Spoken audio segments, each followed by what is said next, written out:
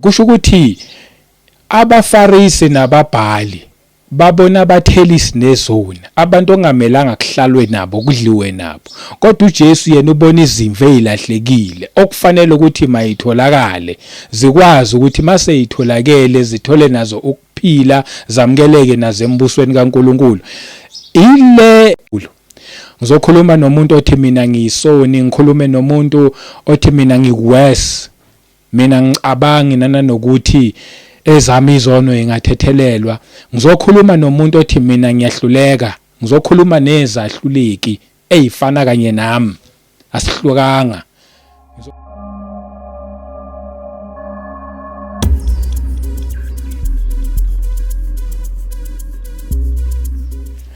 Welcome once again kuKota 2 Media igama lami ngumduduzi wakashabangu ngiphinde ngibonge siphinde sahlangana futhi sokhuluma nje indaba ezimnandi eyithinta umuntu kanye noNkulunkulu sibonge nje kakhulu ngama subscribers siyabonga kakhulu kubo bonke abantu abasubscribeayo siyancoma and naba commentayo siyancoma naba likeayo please niqhubeke nje ni like kanjalo futhi nabasizayo financially nama member akule channel ngithi nje manginibonge nonke uNkulunkulu emuhle anibusise ngicela nje singene la kule ndaba le ekuLuke chapter 15 the parable of the lost sheep uverse 1 wakhona ufundeka kanje like mina uthi then all the tax collectors and the sinners drew near to him to hear him lithi bonke kwasekusondela kuye abathelisi nezoni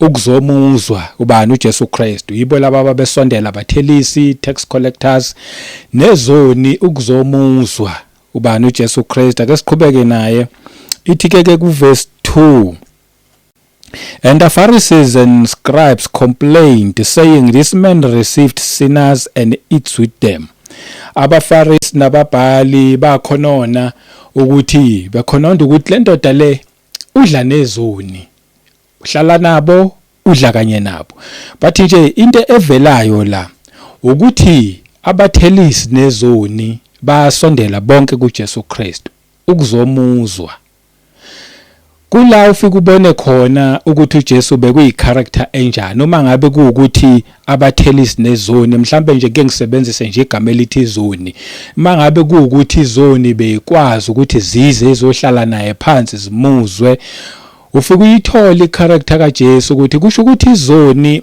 ebezingathi mayifika kuyena yena bese ezitreata njengezoni ngoba kube beyitreata njengezoni izoni bengeke zize ihlale naye bengeke futhi zize zizomuzwa mhlambe zazoza kayiwani bese engaphinde ziphinde zize kodwa lana siyamthola nje ehlala nabo futhi kuze kukhononda abafarisi nababhali ukuthi lo muntu lona uhlala nezoni udla nabo ungonjani lo ngokuthi bona ngokuzazi ukuthi bona bangcwele noma bona balungile phambi kaNkuluNkulu bebazi ukuthi abantu abayizona kufanelanga uzuhlale nabo futhi akufanelanga uzudle nabo kodwa uJesu uqhamuke ehlala nabo edla nabo and nabo baze bayasondela bazohlala naye bazomuza ukuthi uthini kufanele sifunde something la thina especially esikhulumayo noma esishumayelayo kubantu eindaweni zonke wonke nje umuntu nje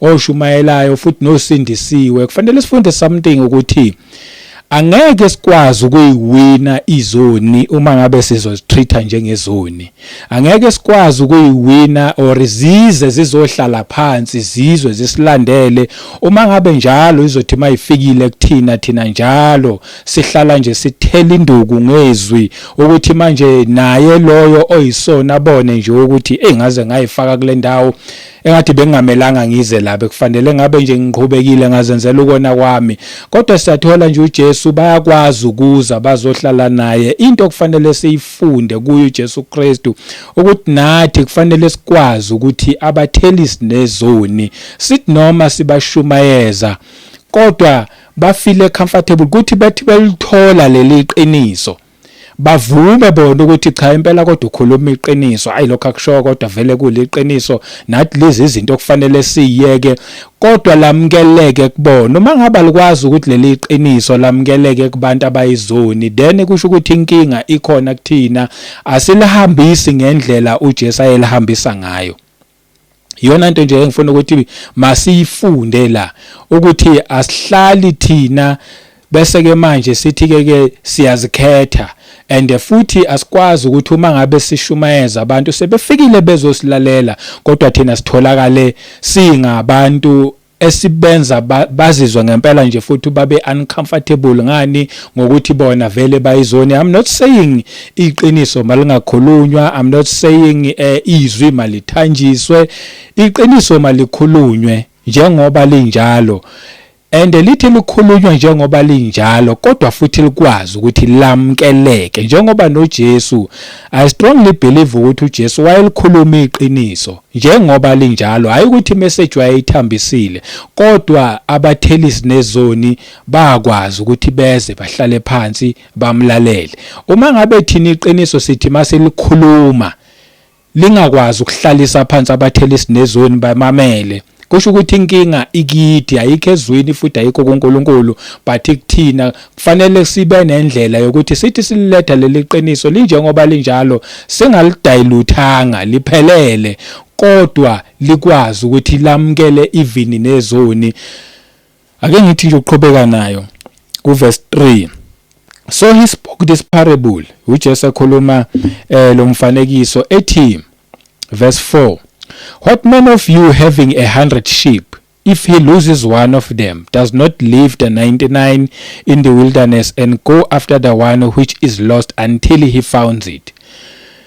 Uthi kumuntu onjani ukuthi angathe nezimvu ezu100.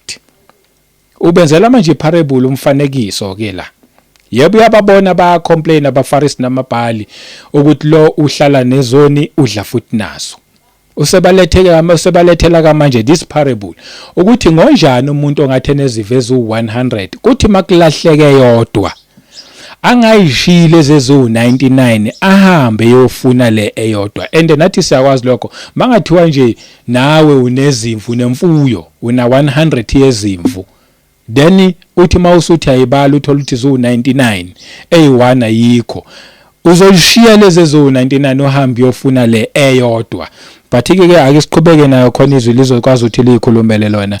And when he has found it, he lays it on his shoulders rejoicing. Uma ngabe seyitholile le eyodwa ebehambe yoyifuna uthi uJesu uyithwala la emahlombe ejabulile ngokuthi uyitholile le eyodwa ebilahlekile. Verse 6, and when he comes home mayifike ekhaya he calls together his friends abangani ababiza and neighbors omakhelwane saying to them, rejoice with me for I have found my sheep which was lost. Jabulani kanye nami ngoba ngiyitholile imvu yami ebilahlekile. Uletha umfanekiso uletha kubabhali nabaFarisi abebe complaina ngokuthi lo uhlala nezoni futhi udla nazo.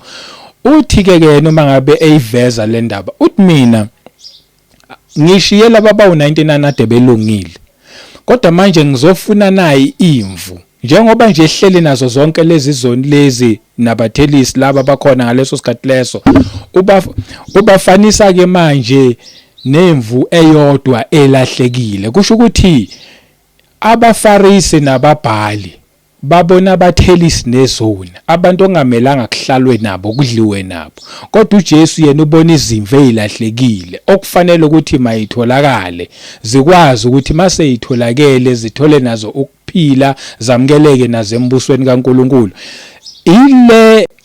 Ile intshisakalelo okufanele wonke umuntu othubiziwe uNkulunkulu okufanele ukuthi makabe nayo. Futhi nje le intshisakalelo yawo wonke umzalwane angingathi nje obiziwe wonke umuntu omzalwane osindisiwe okholwa ukuthi uJesu uyinkosi nomsindisi kufanele abe nale intshisakalelo le eyokuthi angikwazi ukujabula ngibona kusenomuntu owumthelisi, ngibona kusenomuntu oyisoni, mina ngijabulela ukuthi nje mina ngolungileyo ngiphelele ngedwa. Kufanele nathi sibe nalentshisakalelo kaJesu Kristu othi mina ngazela ukuzofuna ukulahlekile, izimvu zonke ezilahlekile, that's why ehlala nazo, that's why edla nazo. And nathi njengoba sishumayela leli ivangeli fanele sishumayele kubantu ngempela abaphumile endleleni abayizoni, kodwa sithi masilishumayela leli qiniso leli lithi uJesu uyinkosi, leli qiniso lithi akukho okunye ukuphila ngaphandle kaJesu Kristu,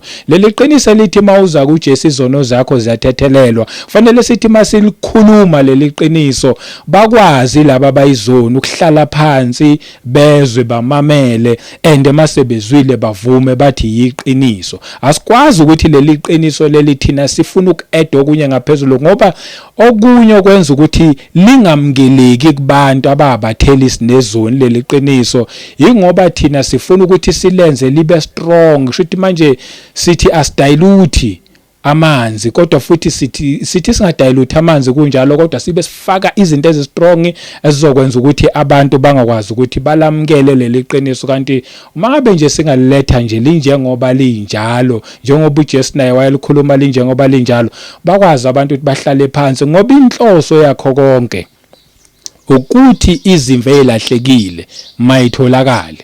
uJesu wazela lokho, akazelanga ukuzochitha abantu ukuthi yabona ke nje ngizokunahlulela ukuthi nina nizoni, since nizoni nje nisenkingeni kakhulu, but uzela ukuzoqoqa konke okulahlekile. Nathi intshumayelo zethu kufanele kube intshumayelo eziqoqayo ukuthi konke okulahlekile uje bonke abantu abafelwa esiphambanweni nguJesu Kristu waphinde wavuka futhi ngosuku lwesithathu, ekhomba khona futhi ukuthi uJesu ukuphila. Bonke labo bantu sibenze bamukeleke, balithole leli qiniso, bazi ukuthi ngempela kuJesu Kristu yena yedwa kukhona ukuphila futhi okuyingona phakade kanye nokuthethelelwa kwezono. Kodwa lokho singakwenza nje uma ngabe singafunda la kuJesu Kristu ukuthi yena wayenza kanjani. Singafani thina nabaFarisi nababhali.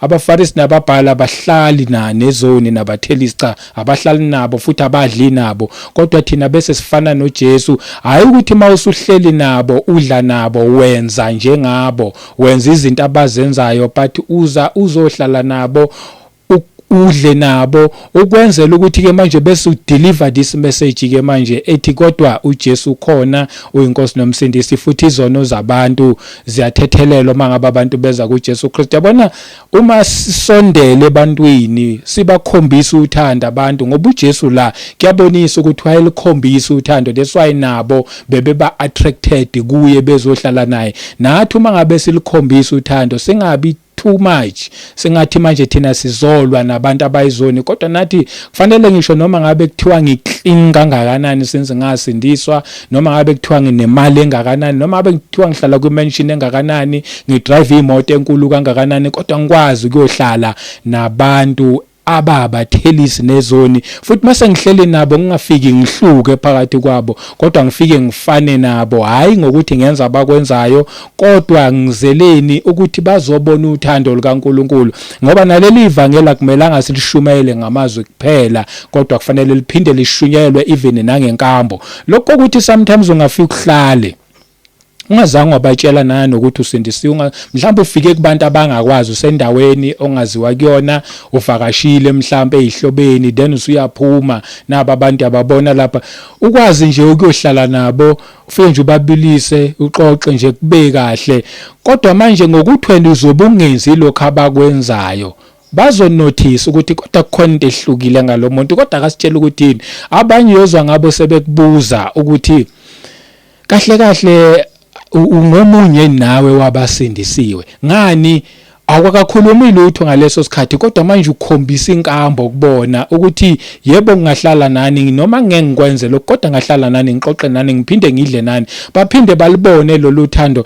Uhlale nabantu lokuthi baze basho bathi asisayijwayelanga lento, thina abantu abasindisiwe abahlali nathi, bayaqhela babelekudeni, kodwa mangabe sibona umuntu ekwazi ukuzohlala nathi adle nathi, cha ngempela kusho ukuthi wenza lokho kwakwenziwa uJesu Kristu. Sekushoda labo bantu siphenduke manje sekushoda labo bazalwana abasindisiwe laba abafana noJesu Kristu. Inkinga yethu thina enza ukuthi singakwazi ukuwina imiphefumulo, thina sesathi masindiswa sase sibangcono kakhulu kunabantu, sahluka kakhulu kubona, saphinde sayiqhelelanisa nabo, and yet futhi siphinde sithi siyashumayela kubona. Masishumayela kubona futhi asikwazi futhi ukuthi sibareache, bayasibalekela. Ngani? Ngoba thina sisuke sayiphakamisa since sasindiswa, kanti nje kufanele sifunde la kuJesu Kristu owazela ive yodwa washiya 99 elungile kodwa wazofuna le eyodwa. Uthi uma ngabe seyitholile ubiza ngisho nomakhelwane, ubiza abasendlini, abiza omakhelwane, aduzane nizojabula kanye nami.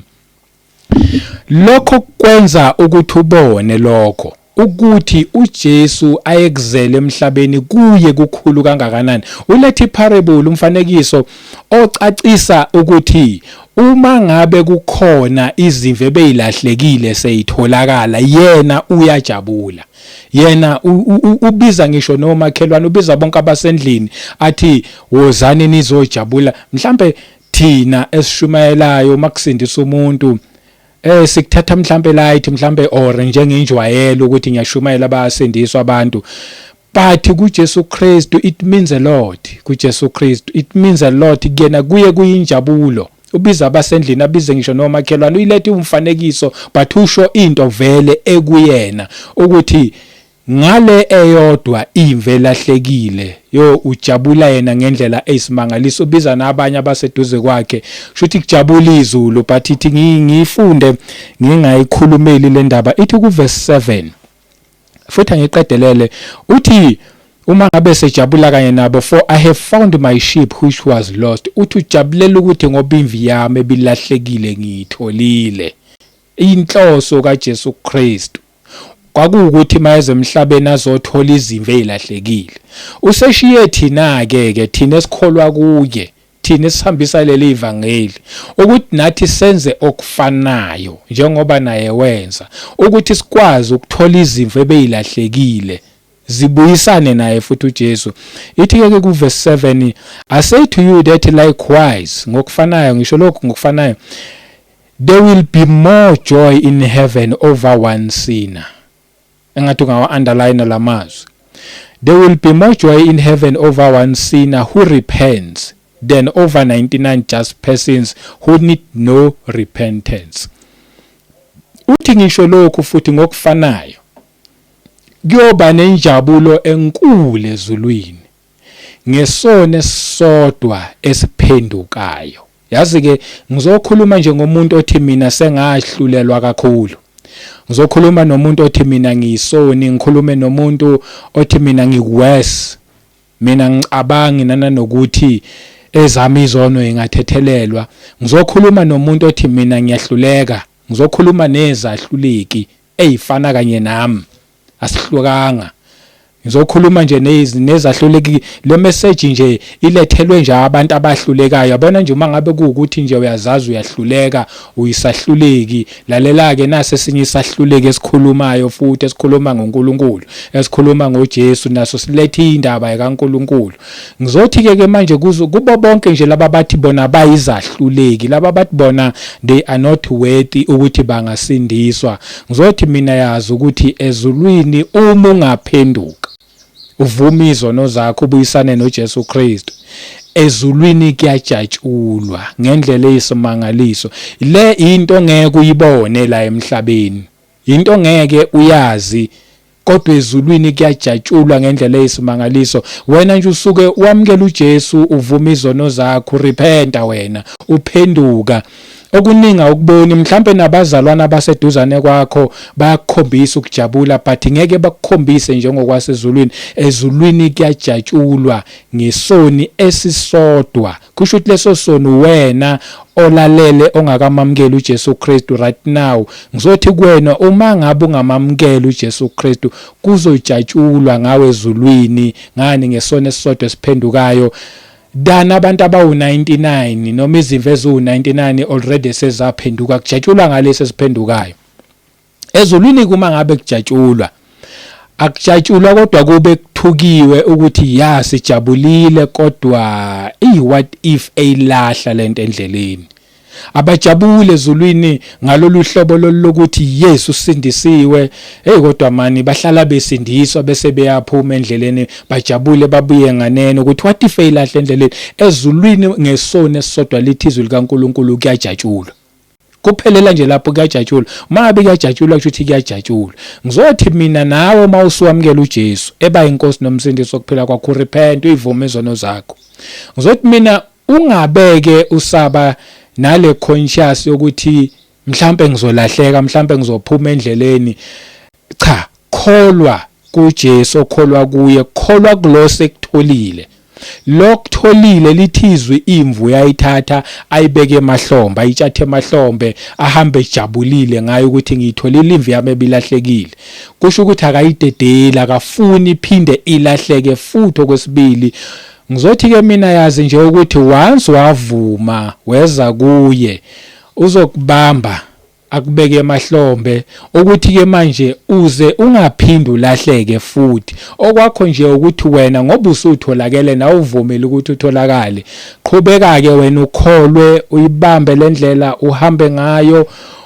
La uhluleka khona uvuke uyithintithe, uhambe uwa uvuke uyithintithe, kodwa nje ubulokhu uqhubeka phambili ngoba phela njengoba semhlabeni vele angeke sibe perfect sisesela emhlabeni. Akekho umuntu la emhlabeni nje o perfect. Ngisho noma ngaba umshumayeli powerful kangakanani, noma ngaba umpostoli powerful, umprofeti, umvangeli powerful kangakanani, akekho umuntu o perfect osesela emhlabeni. Sonke malanga wonke nje ithemba lethu likuyedwa uJesu Kristu ukuthi usithwele sisemahlombe akhe ukuthi singabe sisalahleka futhi. Nawe ke kholwa ukuthi ke manje usemahlombe akhe and futhi ngeke uzulahleke, futhi ngeke kuze kwenzeke ungayitholi usuya futhi ekuphileni okuyingona phakade. Uma ngabe uvumile ukukholwa kuJesu, wavuma ukutholakala ezulwini kuyajatshulwa ngendlela esimangaliso, nawe ijabulele lensindiso ozobe sewuyitholile. Hamba ngayo ke lensindiso uyijabulele, ungathuswa abantu endleleni, ungathuswa futhi izimo endleleni, kodwa wena yiba nje ulokhu uhambile, uyihamba lendlela, uyilwele nje ukuthi angingabe ngisaphunyuka esandleni senkosi yethu uJesu Kristu. Ngani? Ngoba kuyajatshulwa ezulwini. Uma ngabe kujatshulwa ezulwini kusho ukuthi kusuke kukhona okuhle ngawe nezulu okwenzakalayo. But uma ngabe kungajatshulwa ezulwini ngenxa yokuthi wena awufunanga ukutholakala, awufunanga wena ukuvuma uJesu, awufunanga wena ukurepenta. Uma ngabe ke wena awufunanga ukurepenta, then it means ezulwini ngeke kujatshule, kuyobe kulokhu kudumelwe, ngoba manje kusho ukuthi omunye wasekhaya ezulwini, omunye wezimvu uyobe engatholakalanga and kuyobe kubhlungu, and akubi bhlungu kuphela ezulwini kodwa kuba bhlungu even nakuJesu oyinkosi oweze emhlabeni wazela ukuzophephisa bonke abantu abaphila emhlabeni. Mangaba ukakamamukela uJesu abe inkosi nomsindisi, ngithi mina mamukele, mthathe, ungalindi ilanga la khona uyobe usukwazi ukwenza izinto khona. Abaningi baye bathi mabekhuluma mina okwamanje angikwazi ukuthi ngamukela uJesu, ngisasewest kakhulu okwamanje, mhlawumbe emva kwesikhathi esithile sengikwazi, sengiyekile izinto eziwo 1 2 3, okwamanje ngisasewest kakhulu angikwazi ukumamukela. Ngizothi mina ungalindi ikusasa ulazi noma lizofika yini. Mamukele manje kusese namhlanje, ukholwe kuye namhlanje, ulokhu uhluleka unjalo, uweza wahlala nabathelisi nezone, kusho ukuthi wayehleli nabantu abayizahluleki, abantu vele abahlulekayo, vele abayizoni, kodwa wathi uma ngabe fika phakathi kwabo akazange afike abahlulele enze yonke into. Wafika nje wafika wahlala phakathi nabo, waphinde wadla nabo, bemlalela ukuthi uthini. Kusho ukuthi kukhona ekukhuluma okwamazwi okuphila, okuyizwi elithi akukho kunye ukuphila ngaphandle kaJesu Kristu, and izwi futhi elithi angeke uyithintithe wena izono. Abaningi bacabanga ukuthi bazozithintitha bona, angeke uzoyithintithe wena izono zakhela from usasemncane lokhu yakhula zilokhu ziyanqwabelana zwabenqwabelana, sekunzima ke manje ukuyisusa. uJesu wasezela lokho ukuthi kulabo abazorepenta lapha abahluleka khona uJesu will take over, asuse lezi zono okudala zaqala from bebancane bekhula nazo. Na ungalindi ukuthi mhlambe ngesikhathi esithile uyobe usuyamamkela manje isikhathi sasekhona kusaseyinamhlanje ngoba ulazi kusasa uyothi ulindi ikusasa kanti kusasa sekulate. Mhlambe nje nale message uyizo kokugcina kanti ubungamamkela ajabule ukuthi ukutholile ezulwini kujatshulwe ubuyisane nenkosi than ukuthi ulinde ungathi futhi ngisasemncane ngizobona sengikhulile ngoba lento yama excuses noma usukhulile uyophinda ube nama excuses futhi uyophinda uthi ayi kube ngisasemncane mhlambe bengizoyamkela lento uyangihlula ngisasemncane sengimdala vele ngeke ngisayamkela. Uyabona nje ama excuses aqhamuka ngomubo okupha ama excuses usathana ukupha ama excuses okungafuni ukwamkela uJesu Kristu. Every time mawuzwe message ethi thatha uJesu imessage nje emnandi ekutshela ngokuthi nje mawurepent ubuyisana naye ezulwini kuyajatshulwa kodwa wena uyithola unama excuse uthi hey ngezwe khona kodwa hayi namhlanje yazi ukuthi akusuwe omubi usathane ukuhlebela lamazwi ukuthi ungamthathi namhlanje mthathe kusasa uyakubambezela ngoba uyazi ukuthi uyokubambezela until futhi uzudlule emhlabeni ungamamkelanga. So ungayivumi imessage eza nama excuses. Susa ama excuses, thatha leli qiniso elisezweni ukholwe kuJesu yena yedwa abe inkosi nomsindisi wempilo yakho. Bezoletha leyo message namhlanje eyokuthi don't waste your time. Isikhathi yiso lesi namhlanje and uma ungamamkela uJesu Kristu mhlawumbe wahlangana nabafarisi nababhala bakwahlulela phambilini bakunikeza imessage eyakuxabanisa noNkulunkulu. Ngizothi mina ke bayeka abafarisi nababhali ngoba bona inkinga yabo bekuwukuthi abafuni ukuhlala badle nezoni. Woza kuJesu ohlala adle nezoni kushuthi nawe noma ngabunjani noma ngabe izono zakho ibomvu kangakanani uzohlala nawe adle nawe akhulume kuwena akulungisise apha until uzuzophelele ube yilento le ayifunayo futhi ezojabulisa nawe. Gama lami ngumduduzi wakwaShabangu. uNkulunkulu emuhle anibusise nonke emakhaya. Asiphinde futhi sihlangane kwivideo elandelayo. Amen.